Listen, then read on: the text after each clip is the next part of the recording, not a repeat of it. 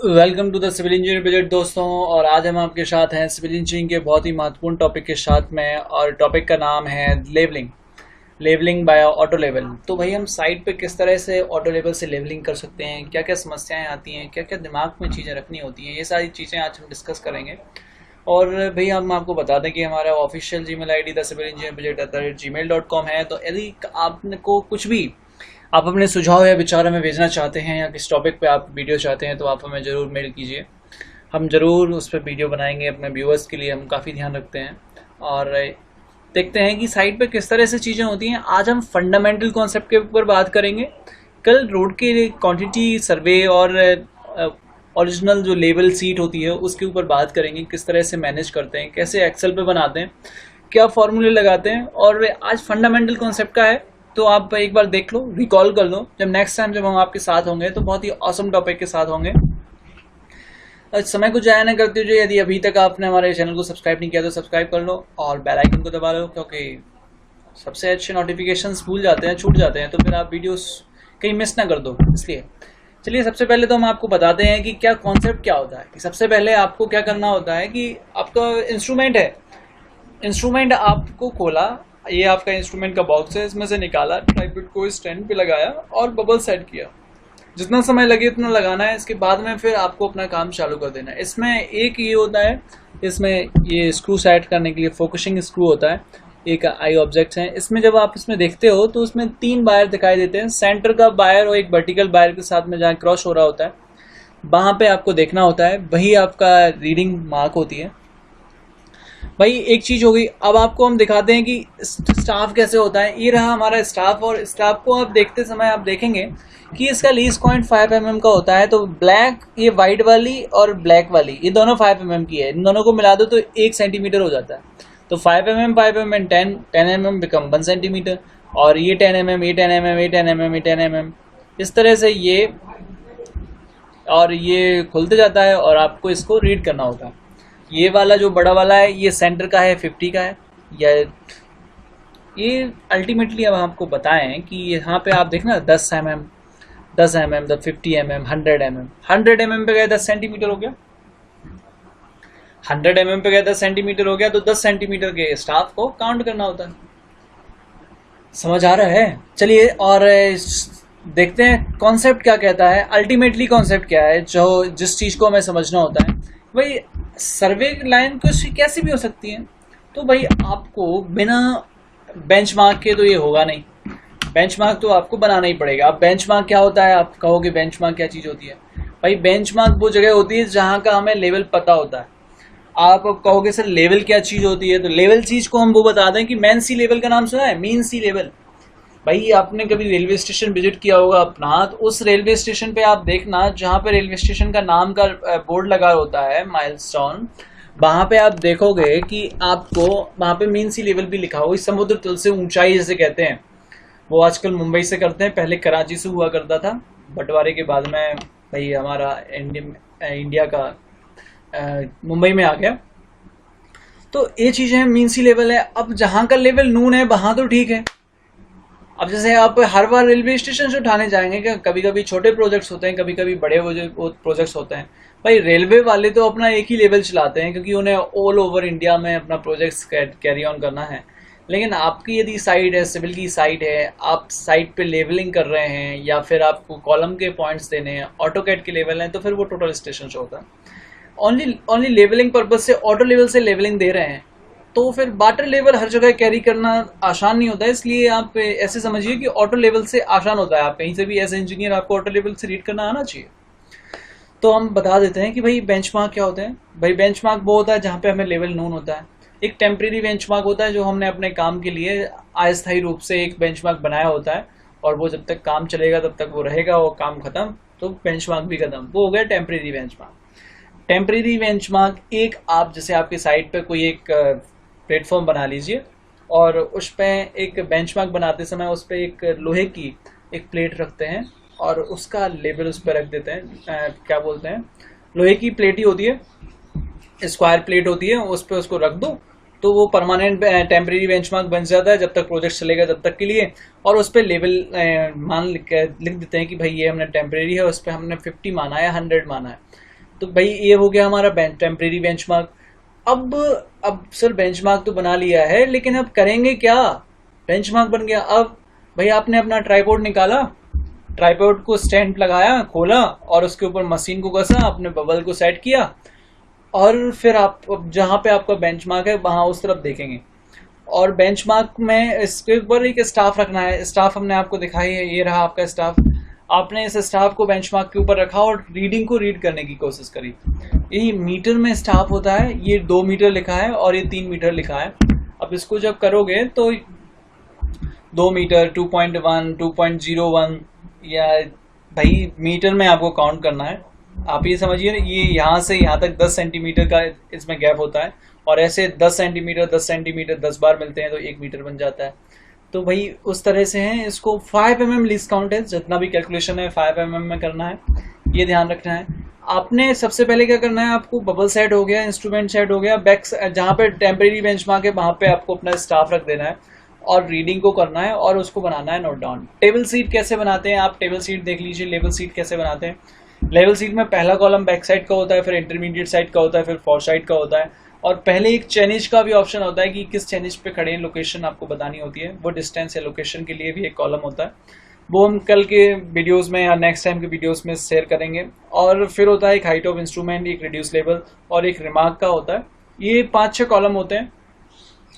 सबसे पहले आपने अपने बैक जो बेंचमार्क जिसको बनाया था उसके ऊपर आपने रखा, तो वहाँ पे आपने जो रीडिंग ली उसको बैक साइड वाले कॉलम में रखोगे और आपको जो एज्यूम है, एटलीस्ट यहाँ पे हमने 50 मान के चले हैं, आप 100 लेके चल रहे हैं तो भी चलेगा। और 100 को और बैक साइड रीडिंग को ऐड कर दोगे तो हाइट ऑफ इंस्ट्रूमेंट, कॉलिमेशन और इंस्ट्रूमेंट एक ही चीज होती है। जैसा कि हमने कॉलेज में पढ़ा हुआ है, हम उसी को डिस्कस कर रहे हैं, रिकॉल कर रहे हैं। कल हमें प्रैक्टिकल करना है, साइट पे किस तरह से होता है या नेक्स्ट टाइम हमें कैसे करते हैं, ये चीजें हमें पता होना चाहिए। तो हमने हाइट ऑफ इंस्ट्रूमेंट निकाला। देखो, ऐड करने का फॉर्मूला और सब्ट्रैक्ट करने का फॉर्मूला, इसी में कंफ्यूजन होता है कि हाइट ऑफ इंस्ट्रूमेंट कैसे निकालें। माइंड सेट करना है, इस वीडियो को बार बार देखना है, आज देखो, कल देखो, 2-3 दिनों में बराबर देखो, हफ्ते भर देखो, बैक करके देखो, रिवर्स करके देखो, चीजें क्लियर होना चाहिए, निकालनी नहीं चाहिए, दिमाग में क्लिक होना चाहिए। जैसे ही हम कहें कि हाइट ऑफ इंस्ट्रूमेंट कैसे निकाले, देखो रिड्यूस लेवल हमें पता होता है क्योंकि बेंचमार्क हम एज्यूम कर सकते हैं और बैक साइड हमने उस पर लेवल ले लिया, रीडिंग ले ली है। अब जिन दोनों को जोड़ दो तो हाइट ऑफ इंस्ट्रूमेंट निकल आते हैं। उसके बाद में जो होगा वो सारी चीजें सब्ट्रैक्ट करके रिड्यूस लेवल निकलेंगे। तो हमने हाइट ऑफ इंस्ट्रूमेंट को इससे सब्ट्रैक्ट किया। चलिए एक कैलकुलेशन पार्ट को हम देख लेते हैं। आप कैलकुलेशन पार्ट देख लेते हैं। तो 1 मिनट हमने इसको किया शी, और देखिए रिड्यूस लेवल हमें 50 नून था, हमने बैक साइड पे गए, हमने रीडिंग नोट करी 2.554। अब 50 plus 2.554 it become 52.554, it become the height of instrument. ठीक है, अब लोग समझते हैं कि माइंडसेट होता है कि रीडिंग से कैसे समझ आता है कि हम गड्ढे में जा रहे हैं या ऊपर निकल रहे हैं। तो भाई एक चीज होती है कि लेवल सीट आपके पास आई, एज ए इंजीनियर आप जब देखोगे कि रिड्यूस लेवल तो सीधा लेवल होता है, रीडिंग उल्टी होती है। मतलब रिड्यूस लेवल 50 से 50.5771 हुआ, मतलब ऊपर चले गए। 51 हुआ तो और ऊपर चले गए। 50.59 हुआ मतलब नीचे चले गए। तो ये तो रीडिंग बढ़ी तो हम ऊंचाई पे जा रहे हैं, रिड्यूस लेवल बढ़ा तो ऊंचाई पे जा रहे हैं, रिड्यूस लेवल घटा तो हम गड्ढे में जा रहे हैं। लेकिन रीडिंग से कैसे समझ आता है भाई? हाइट ऑफ इंस्ट्रूमेंट, एक बार इंस्ट्रूमेंट फिक्स किया, हाइट ऑफ इंस्ट्रूमेंट फिक्स हो गई। अब रीडिंग बढ़ रही है तो कैसे और रीडिंग घट रही है तो कैसे? जैसे इंटरमीडिएट साइड में देखें, यहाँ पे आया 1.782, मतलब रीडिंग ज्यादा है। रीडिंग ज्यादा है मतलब स्टाफ गड्ढे में रखा है, मतलब गड्ढे का लेवल ले लिया। रीडिंग कम है मतलब ऊपर की तरफ आ गए हम, और इसका लेवल से भी यही होता है। ये देखिए, हम रीडिंग ज्यादा है मतलब गहराई में है, और ये रीडिंग कम है मतलब हम एस रिवर्स होता है। आप ऐसे समझिए कि रीडिंग ज्यादा हो रही है, रीडिंग ज्यादा आ रही है, तो जब स्टाफ को रखोगे तो वो गड्ढे में है स्टाफ, तभी तो रीडिंग ज्यादा आ रही है, मतलब वहां पे गड्ढा है, नीचे की तरफ है। और जब रीडिंग कम आ रही है मतलब हम ऊंचाई की तरफ जा रहे हैं, या वहां पे लेवल ऊंचा है। इस चीजें क्लियर होना चाहिए दिमाग में। रिड्यूस लेवल है, रिड्यूस लेवल 50 है, 50 से हम सपरेट करके हाइट ऑफ इंस्ट्रूमेंट से इंटरमीडिएट साइड सपरेट करके जो रिड्यूस लेवल निकलेगा, तो भाई ये 50 लेवल है और ये 50.771 है। तो अल्टीमेटली हम जो हमारा बेंचमार्क है उससे हम ऊंचाई पे हैं। बेंचमार्क। अब इससे हम वापस से और ऊंचाई पे चले गए, फिर हम इससे और नीचे चले गए हैं। ये चीजें क्लियर होना चाहिए, ठीक है। और कैसे निकालते हैं, हाइट ऑफ इंस्ट्रूमेंट से इंटरमीडिएट के सारे और एफएस के घटाने होते हैं, तो ये रिड्यूस लेवल होता है। अब कहते हैं चेंज पॉइंट क्या होता है, तो आप चेंज पॉइंट समझ लीजिए, ये वो जगह जहां से एक हद के बाद में आपको दिखना बंद हो जाएगा, या आप ऑब्स्ट्रिकल आ गए हैं, पेड़ आ गए हैं, या कोई परमानेंट बॉडी आ गई है, तो भाई हमें आगे का रास्ता नहीं दिखाई दे रहा रोड का होगा, तो फिर हमें क्या करना होता है, इंस्ट्रूमेंट चेंज करना होता है। इंस्ट्रूमेंट चेंज जब आप करोगे तो क्या करना कि जो आखिरी वाली रीडिंग होगी वो फोरसाइट कहलाती है, और फोरसाइट पे रख के इंस्ट्रूमेंट चेंज कर लो, और फिर उसी रीडिंग को एक बार रीड करो, उसे बैक साइड का नाम दे दो। और जब फोरसाइट हो गया तो इससे तो एक रिड्यूस लेवल निकल ही आएगा ना, और इस रिड्यूस लेवल को बैक साइड से ऐड कर दो तो वापस से नया हाइट ऑफ इंस्ट्रूमेंट निकल आएगा। फिर आपको जितनी रीडिंग लेनी है ले लीजिए, वो इंटरमीडिएट में आएगी, लास्ट वाली रीडिंग को फोरसाइट में रख देना, और फिर इंस्ट्रूमेंट चेंज करना, वापस से फोरसाइड वाली जगह पे ही स्टाफ को रखा है, वहां के हटाना नहीं होता है, और फिर उसको बैक साइड की रीडिंग, वहां पे जो नेक्स्ट रीडिंग लोगे वो बैक साइड की रीडिंग कहलाएगी। एक ही जगह की 2 रीडिंग होती हैं, इसीलिए एक ही लाइन में लिखा जाता है ताकि ध्यान बना रहे, और इसको इससे ऐड करोगे तो हाइट ऑफ इंस्ट्रूमेंट निकल। अल्टीमेटली जब आपका सारा का सारा काम हो जाए, अब आप कहोगे कि सर यदि हमें नंबर ऑफ बेंचमार्क बनाने हो तो कैसे, तो ठीक है वो भी देखिए आप। जैसे आप कभी आपके दिमाग में आया कि हमें बीच में ही बेंचमार्क बनाना है, ये हमारी यहाँ पे हमने कहा कि एक बार हमने चेंज पॉइंट बनाया, अब हमें एक बेंचमार्क की आवश्यकता है, तो भाई बेंचमार्क तो होता है आरएल का लेवल।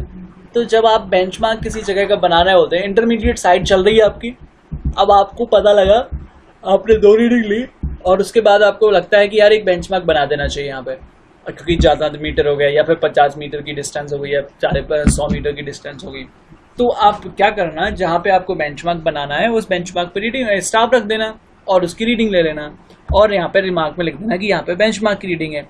अब बेंचमार्क नंबर 1 है 2 है वो रिमार्क में लिख लेना, और उसको हाइट ऑफ इंस्ट्रूमेंट से सब्ट्रैक्ट करके वहां का रिड्यूस लेवल है वो बेंचमार्क पे मार्क कर देना।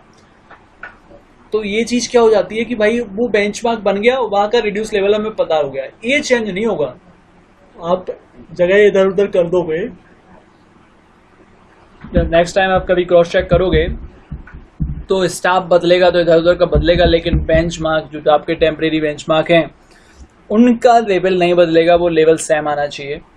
ये कैलकुलेशन पार्ट होता है, और मैंने चीज़ें बताई हैं आपको। और भाई आप कॉलेज में जैसा आपने पढ़ा था वही चीज़ हम बता रहे हैं हाइट ऑफ इंस्ट्रूमेंट मेथड में, कि बैक साइड को फोरसाइट से सेपरेट करो, जो रिमेनिंग बचे रिड्यूस लेवल को फर्स्ट लेवल से सेपरेट करो, जो बचे वो बराबर होना चाहिए, डिफरेंस शुड बी इक्वल।